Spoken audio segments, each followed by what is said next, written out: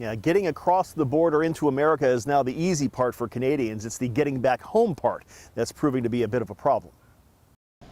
Day one of the long-awaited border reopening, and things are quiet at Lyndon's Edeline Dairy Store.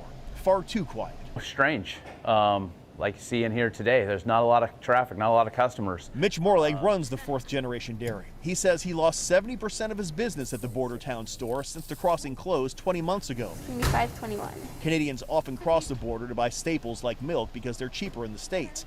But not these days. In order to get back into Canada, travelers must pass a pricey molecular COVID test, even if they were in America just a few hours. They cost anywhere from $150 to $300. For the day shopper that we specifically have, that's going to be a pretty stringent requirement for them. It's making a quick trip across the border for milk, or ice cream for that matter, completely unaffordable. Folks like Amon Gill say they won't be coming to Whatcom County to shop nearly as often.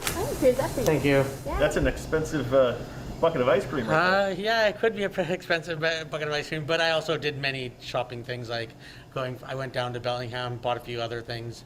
So it's not cheap, but it's nice to just be back. Amon made the trip worth his while, but border town mayors worry the test requirement will hamper tourism to America, especially for families having to pay hundreds of dollars to return home.